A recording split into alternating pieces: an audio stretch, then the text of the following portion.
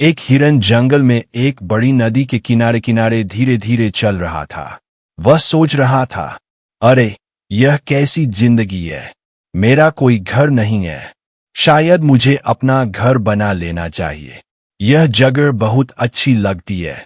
यह सोचकर हिरन आगे बढ़ गया। कुछ समय बाद एक जगुआर भी उसी बड़ी नदी के किनारे जंगल में धीरे धीरे चलता हुआ वहां पहुंचा।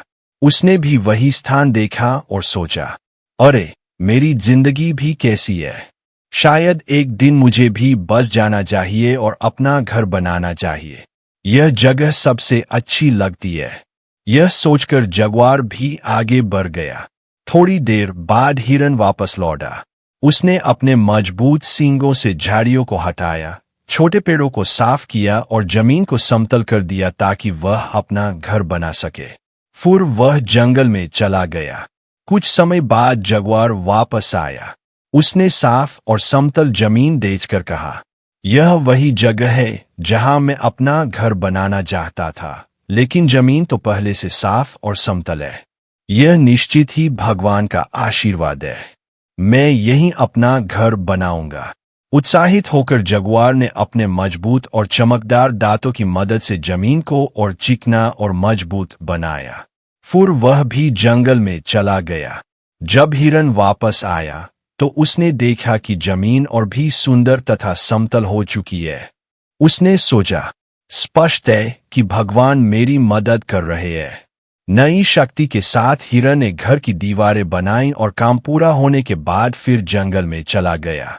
कुछ देर बाद जगुआर लौटा और दीवारें देखकर बोला, भगवान ने मेरे घर की दीवारें बना दी है, अब मैं इसकी छत बनाऊंगा। मजबूत जगुआर ने घर की छत बना दी और फिर जंगल में चला गया।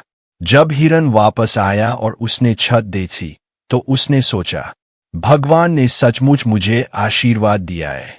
हिरन ने घर के अंदर 2 कमरे बनाए, एक अपने लिए और दूसरा भगवान के लिए।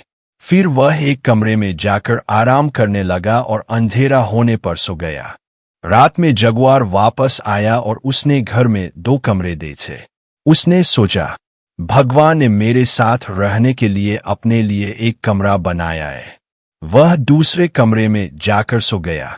इस तरह हिरन और जगुआर एक ही घर में रात भर सोए। सुबह दोनों जागे। हिरन ने जगुआर को देखा और जगुआर ने हिरन को। जगुआर ने पूछा, क्या तुमने मेरा घर बनाने में मदद की?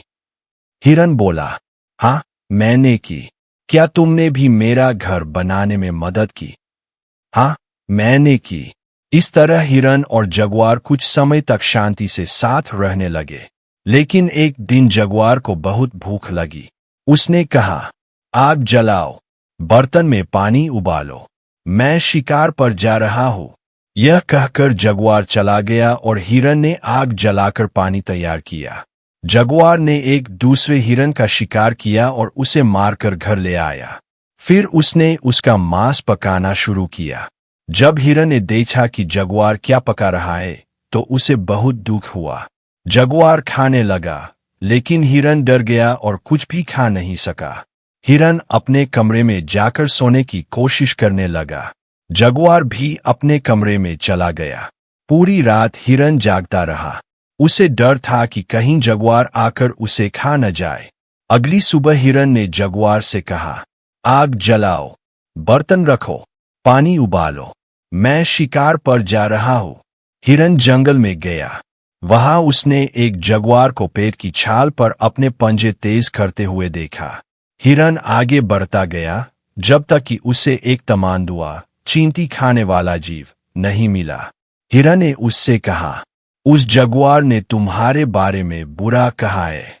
तमांदुआ क्रोधित हो गया। वह दौड़कर गया और अपने मजबूत तथा तेज पंजों से जगुआर पर हमला कर दिया। जगुआर मारा गया और तमांदुआ वहां से चला गया। हिरन मृत जगुआर को घर ले आया और उसे पकाने लगा। जब जगुआर ने देखा कि हिरन क्या पका रहा है तो वह डर गया। वह हिरन को खाते हुए नहीं देख सका और अपने कमरे में चला गया। लेकिन जैसा कि सभी जानते हैं, हिरन जगुआर का मांस नहीं खाते। हिरन भी अपने कमरे में चला गया, लेकिन उसे नींद नहीं आई। उसे डर था कि रात में जगुआर आकर उसे खा जाएगा। जगुआर भी नहीं सो सका। उसे डर था कि हिरन आकर उसे खा जाएगा। आखिरकार जगुआर को हल्की नींद आ गई। थोड़ी देर बाद हिरन भी उनींदा होने लगा। नींद में हिरन का सिर हिला और उसके सींग दीवार से टकरा गए, जिससे तेज आवाज हुई। जगुआर घबराकर जाग गया। उसे लगा हिरन उस पर हमला करने आ रहा है। वह डरकर चीखता हुआ घर से बाहर भाग गया।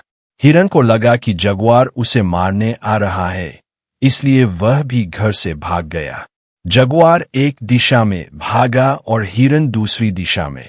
उस दिन के बाद हिरन और जगुआर कभी साथ नहीं रहे।